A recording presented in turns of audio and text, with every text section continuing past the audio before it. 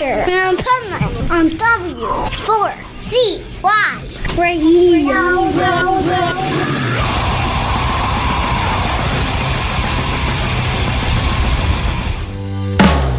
Looking back at the days gone by, I reminisce and wonder why. All the things I could have done when I was young. This is the Pipe Man here on the Adventures of Pipe Man W4CY Radio. And oh my God, I came in the studio today and there's no heat.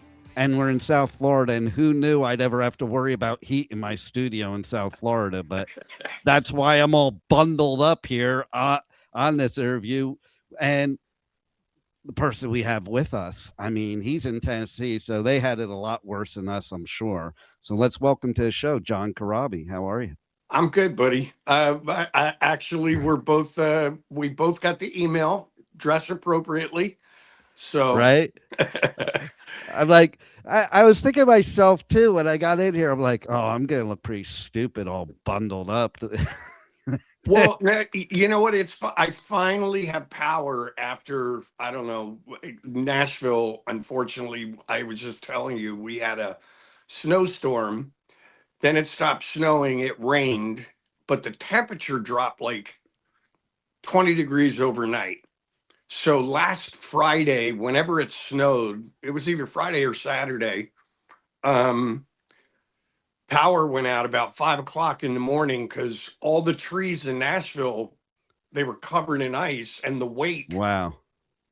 They were just falling and pulling the power lines down and electric poles. And then the other oddity that I didn't realize could happen, as I was also just saying, I had 3 huge trees in my backyard, and I was sitting outside having a cup of coffee, and literally like 3 trees in my backyard just exploded and fell into my yard. And I was like, what the hell? You know, it was weird. But they were eventually, you know, the news was saying on our phones, because that's all we had for a few days. Right. Was the sap was freezing and expanding and just blowing the trees out. It was literally sitting in my neighborhood. You could just hear them popping. Like it was like gunshots just going off around the neighborhood. So, we finally, I think a majority of Nashvillians have power now, but it took them almost 10 days. Wow. And it was cold. My neighbor or a friend of mine just had their power go on last night, and she took a photo of her thermostat in her house, and it was 33 degrees in her house. Oh man. Yeah, so it's been interesting, to say the least. Well, you know, it's funny too, because in line with your new single, When I Was Young in the Northeast, it would have been no big deal. And now it's like, screw this. I don't want this crap anymore. Well, you know, it's funny. I do love the Southern hospitality for the most part. I do love, there's something to be said about Southern hospitality and the usual friendly nature of people. But when it snows, you know, you're in Southern Florida, so I imagine it doesn't snow there often. But when it snows here in Nashville, they are not prepared. It's like, you might as well just have a zombie apocalypse, because it's about the same, you know, whatever. Well, let me tell you what they did here. For safety reasons, a bunch of the venues near our studio that had live music this weekend canceled the gigs because of cold weather. Like that would never happen. And it was a trip on Saturday during the day. I was like, I kept getting these notifications on my phone. I'm like, what are they talking about? It's nice outside. Like it was like in the 70s.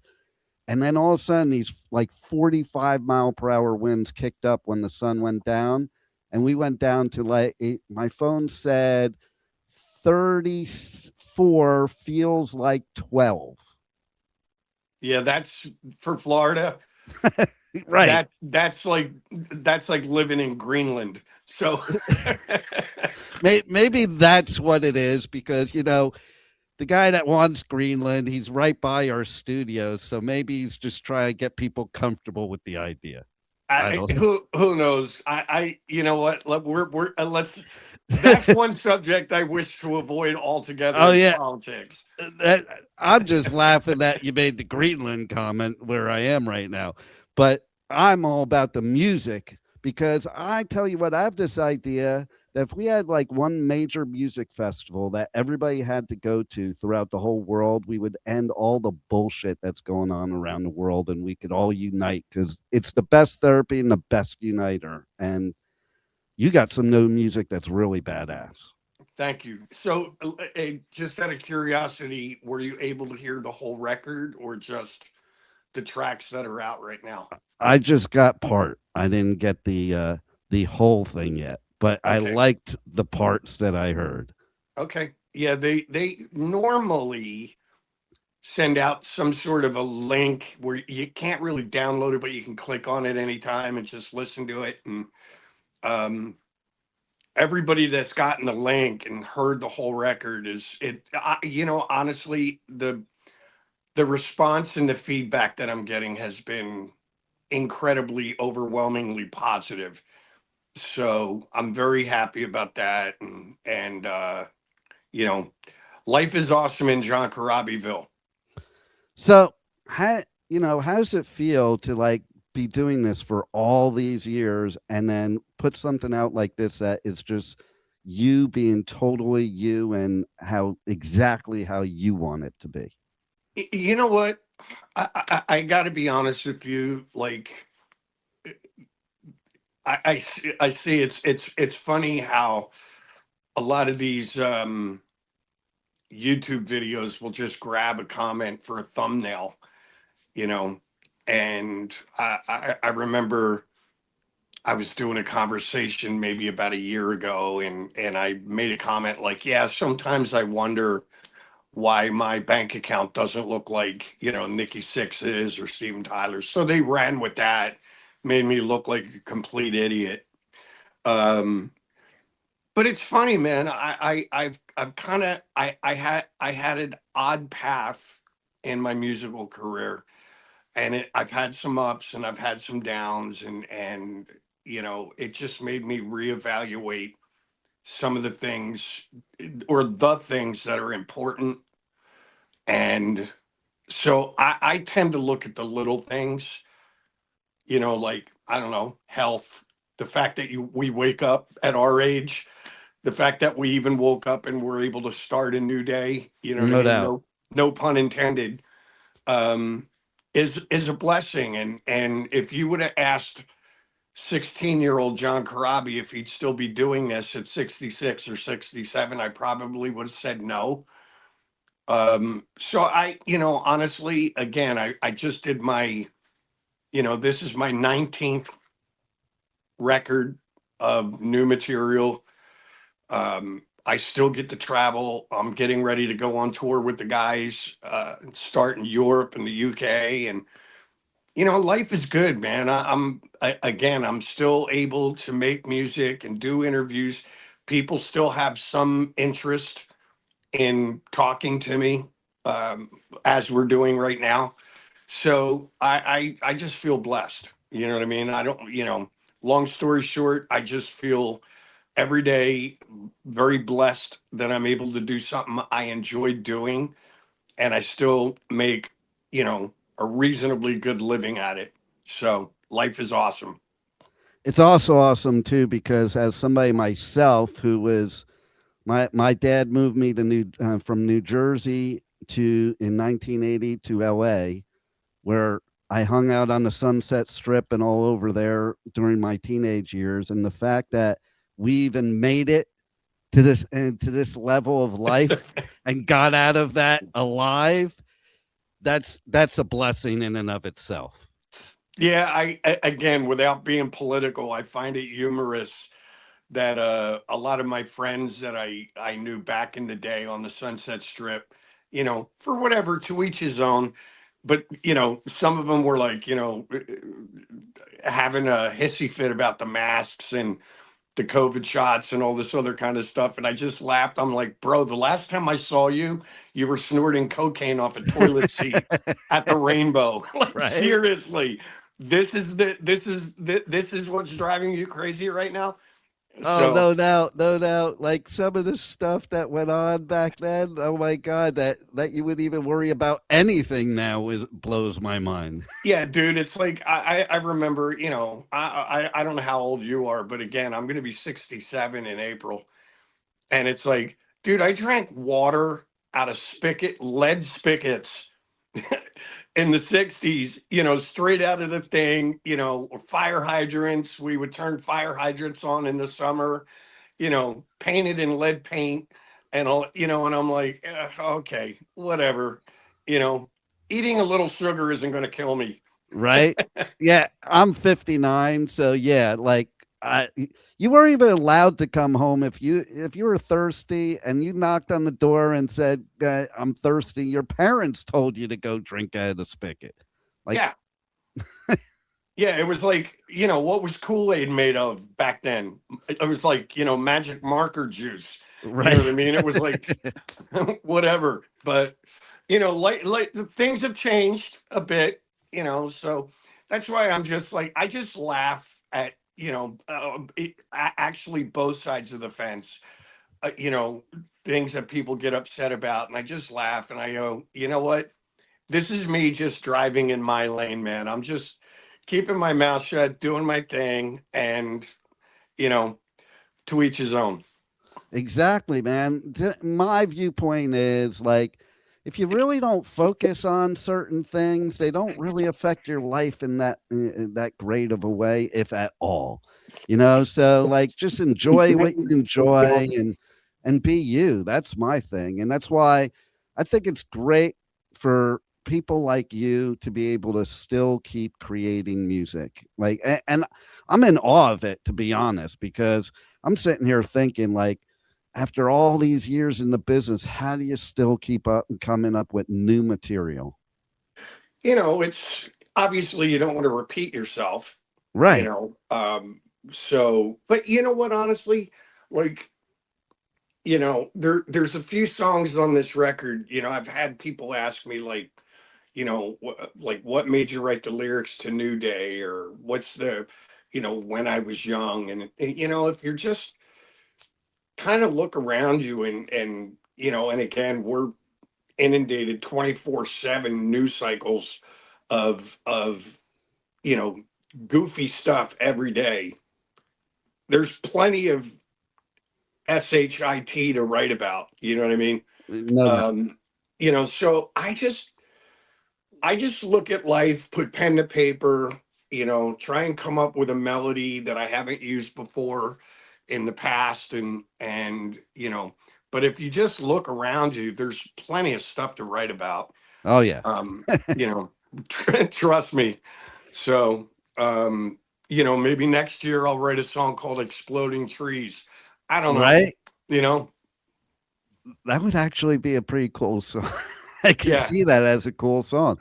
But it is amazing. There is always things to write about, isn't there? Like, I think there's a lot of things to write about in the 80s that, are similar things you could write about today. Yeah, honestly, doing this record, the only plan that I had doing this record when I sat down with Marti Frederiksen, for those who don't know, very good friend of mine. He's playing guitar with me in the band, but he's a incredible producer, songwriter, and I've had the pleasure of doing several records with Marty. And but he's like, "So what do you want to do, Crab?" And I said, when I was growing up, and I think this is something you could probably relate to, we just listened to music. And it wasn't unusual for a kid like me to go see, you know, Black Sabbath or Zeppelin on a Monday and then go see Cat Stevens or Jim Croce the next day, and then go see a prog rock band like Yes or Jethro Tull. You know what I mean? We just went, Totally. we just loved music. My mom had a massive record collection. So in my house, we were listening to everything from, uh, Johnny Cash, Frank Sinatra, Trini Lopez, to Led Zeppelin, Sabbath, Kiss, whatever. Um, so my biggest thing doing this record, didn't know what I was going to write about. All I told Marty is I want to go back to the day when the bands, and again, you'll understand this, but the bands that I grew up listening to didn't have rules. Yeah. They were allowed to be creative, regardless of what it meant. There was no boxes. Nowadays, you work in radio, you work in the music industry at all. As soon as you come up with a song or an album, everybody, the suits, I'll call them, the people in charge, immediately try to figure out, okay, what box does this record go in? Hmm. Is it heavy rock? Is it classic rock? Is it, Americana, country, blah, blah, blah. And they're just trying to put things in a box. And I didn't want that. And, even somebody heard the record and they were like, oh, you're living in Nashville now. So I can kind of hear like in some of the songs, a bit of a country influence. And I go, not really. It's got nothing to do with Nashville at all. And then I kind of proceeded to tell him, I said, listen, man, like, to me, music started with really American music, started with the blues. Yeah. That was the root.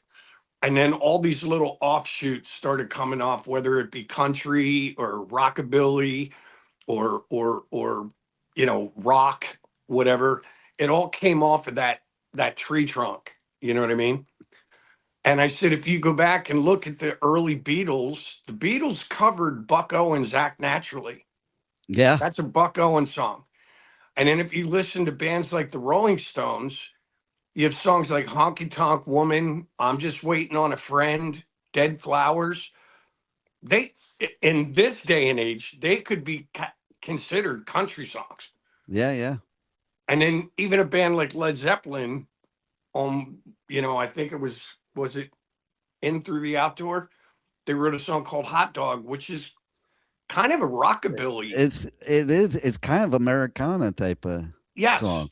So, but that's what I loved about all those early bands. I love bands like AC/DC and Priest and Iron Maiden that do what they do and they do it well. But I was more inclined to listen to the bands when you went track to track. You had no idea what was coming next. Do you know what I mean? Oh, totally. And I just wanted to get back to that. The Creedence Clearwater Revivals, the Bob Segers, and, some of these other bands that I just mentioned, Zeppelin, Beatles, Stones, so that was my only rule doing this record. No boxes.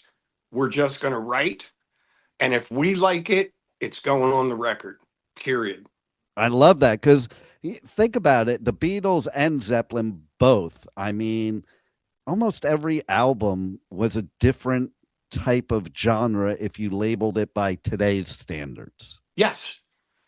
And that was the brilliance, and I'm a bit of even though I've been doing this for 170 years, I love like music trivia. I'm a bit of a nerd. My wife laughs all the time because I'll tell her, she's a bit younger than me. So I'll sit there and tell her stories about, oh, the Beatles sold out Shea Stadium in 6 weeks, but Grand Funk Railroad did it in 72 hours. And, all this weird stuff. And, the fact that Zeppelin locked themselves away on Zeppelin 3 and did what a lot of people considered was their acoustic record. You know, and they got slack for it. They got a lot of shit for that. You know what I mean?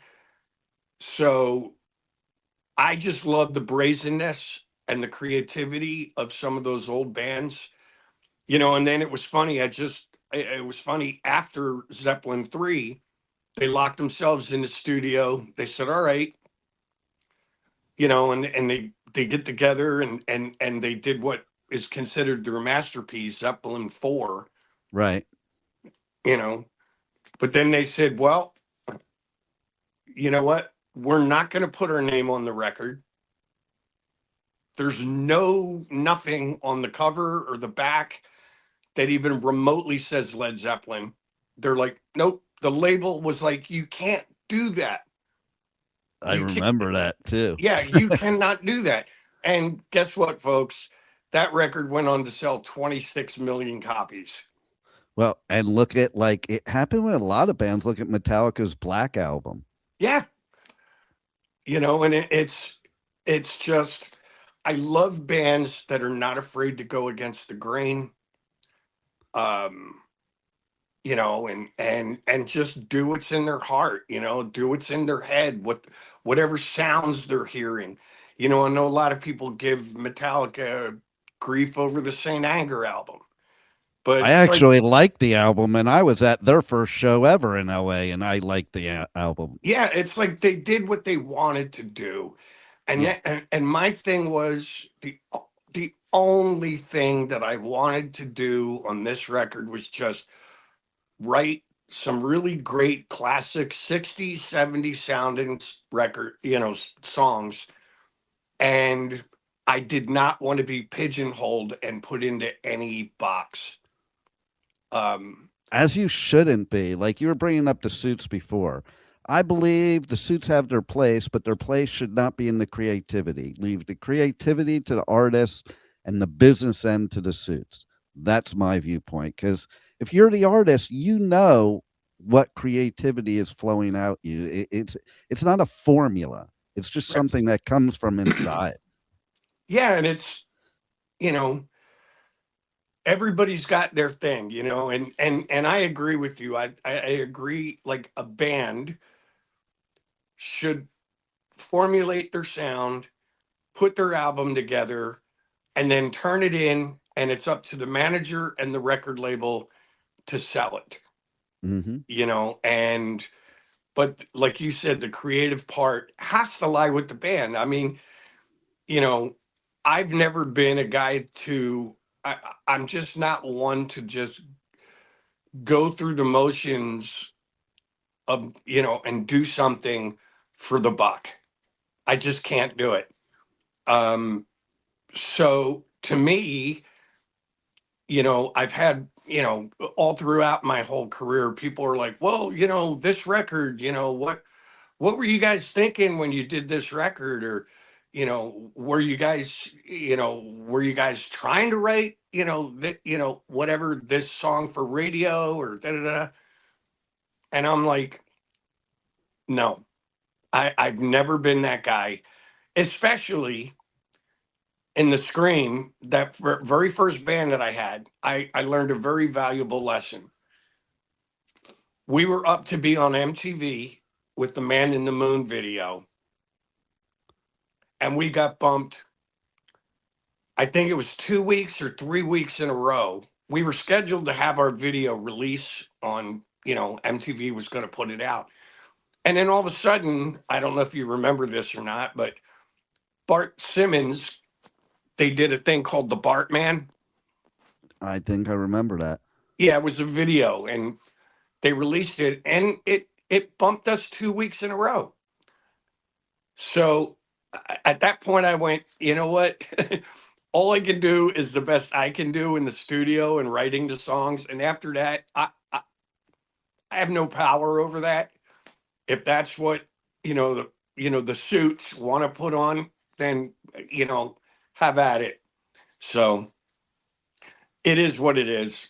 Well, my hat's off to you for staying true to being an artist, especially from those times, because there's so many that didn't, and then later they wanted to go back to it, but once you stray, it's kind of hard to go back to being who you are and Well, people wanting it. yeah, and that's the thing. Like again, you write songs. To me, if I wrote songs that I thought uh, would work with other people and not stay true to myself first, then I'm going to be sitting on stage playing songs that I'm miserable about. Exactly. You know what I mean? And it's like I'm just doing it for the cash, And people and can tell. Like and if they I'm can out see there, I that. can tell. Yes, the audience can see that. So my thing is, if if it if if the song is kicking me in the ass, I'm good. Put it on the record, and then let the chips fall where they may.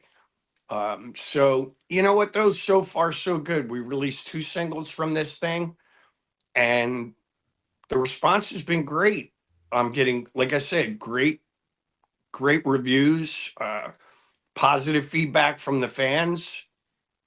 That's all I can ask for. And what I heard from it too is going back to what you were talking about, even because I say it a lot these days, is like going back to those times of actual musicianship. Instead of just having a formula, it's real music. It's real. Yeah, and I mean, for me, to each his own. Again, like I've been asked, especially with, because I was in the band for a minute, once Mick and Motley were doing their thing back and forth, and there was all this talk about, you know, uh, lip syncing and tapes, and all these people ask me, how I feel about it, and I'm like, it's irrelevant how I feel. It doesn't matter, and I know there's plenty of bands. I can't remember that. God, they were huge there for a minute. Oh, Milli Vanilli. No, no. Well, I mean, even Milli Vanilli, like they were massive, and then they're like, oh, the tape skipped, and they were lip syncing, and you know, but bands like Def Leppard, I think they're great. One of my wife's favorite bands. We go see them anytime they're in Nashville. We go see them, and it's obvious that there's some enhancements going on. Joe's singing, the band's playing, but there's some backing tracks going on. Even in Motley, when I was in the band, we used some backing tracks to enhance the backing vocals. And uh, like we had a song called Misunderstood, which had a 63-piece orchestra. But Mick was playing, I was playing, Tommy was playing, Nikki was playing, and we just used the orchestra part, you know. So bands have been doing this forever. And if that's what they choose to do, awesome. Great. Have at it. I'm not going to judge somebody for trying to make their show the best they can, you know. Now, do I do it? No. Like I like personally, I like the old Stones Aerosmith approach, just a wall of amps, just go out there. If you have five part harmonies, on the studio album, then okay, so Mick and Keith are just going to cover it now. You know what I mean? They find the best two, and that's what they I sing think it's live. better that way anyway. Like live music should, like some of my favorite experiences of live music were screw ups because then you knew it was real. Like I have talked about this before on my show. You probably remember, like I was there at the S Festival in 1983 when David Lee Roth forgot the words to Ain't Talking About Love. Mhm. And he just said it to the crowd. He said, I effing forgot the words. And the whole place cheered. 300,000 people cheered. And I was cheering too. To this day, I think it's one of the greatest moments. Yeah, but for me, I was just more like again, if Aerosmith, I've seen Aerosmith like God 50 times. and it was more about the power, the rawness. Yeah. You know, everything in the studio was polished, but live it was just in your face, kick your ass, and just go. And that's how I, approach. There's nights where I get on stage and I go, ooh, I don't know, I'm not not feeling it. Don't know if I'm going to be able to hit that note. So guess what? I changed the melody a little bit. So I just, so it's more about the rawness, the live thing, just, whatever. But again, I agree. to each his own, man. I'm not here to judge somebody for, what they're doing, how they're doing it, whatever. The No, fans but are, a true artist, like does what works for them, yeah, and it doesn't matter what anybody else thinks. yeah, I'm sure, somebody saw Starry Night by Van Gogh and went, it's a lot of blue, buddy. It's a lot of blue. Like, Right? back it down a notch. You know what I mean? But it's like, it is what it is, man. Whatever. So, how do people go and check out the new album? How do they connect with you on socials? Check out tour dates, all that good stuff. Well, there's johncorabi.com. There's John Corabi official Instagram, John Corabi official Facebook. The new songs are all over YouTube. They're on Spotify, iHeartRadio, all the streaming sites. So if you know how to spell my name, you can find me. Just please ignore the FBI most wanted stuff. I know, right? Some things have to stay in the 80s. Yes. All So, I know is I can honestly say I was not on Epstein Island. well, there you go. And I can honestly say that I love the fact that whatever happened at the Sunset Strip, there's no record of it. That we know of. That we know of. That we know of. It's just talking about this the other day about like nowadays everybody takes their phone and records when they go to a show, and I'm thinking, man, you didn't even think about that. You just went to a show and enjoyed, and you didn't even care about having pictures or anything like that. No, not at all. You know what I mean? And even now, like I don't, you know, I have a bunch of fans ask me all the time, like, hey dude, are you cool with us like filming your show with our phones or cameras? Or I'm like, yeah, knock yourself out, I mean, the amount of money you guys are paying for the freaking tickets. I know, right? Yeah. And it's like, is everything always going to sound stellar? No. But this is a face that doesn't care.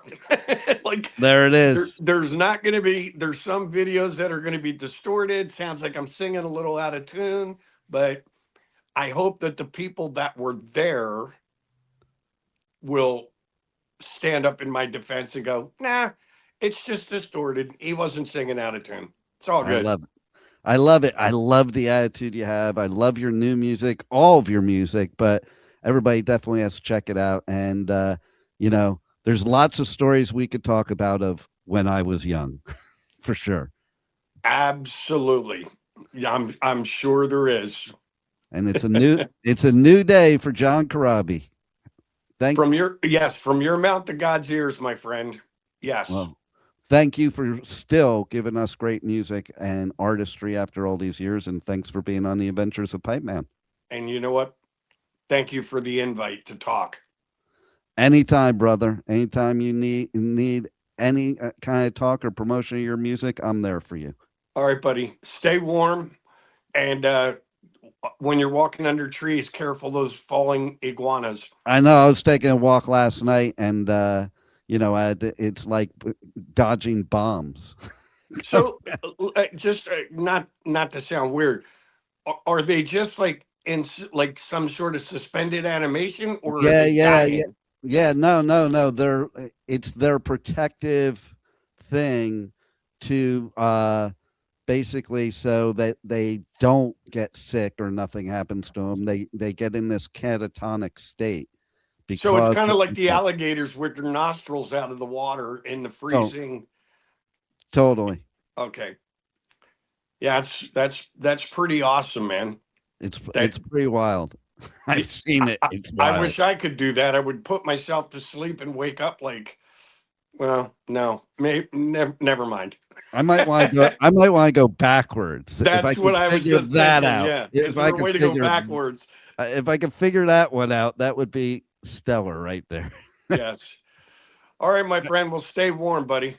You too, brother. Hey, kids. This is John Corabi, and you are listening to The Pipe Man on W4CY Radio. Turn it up.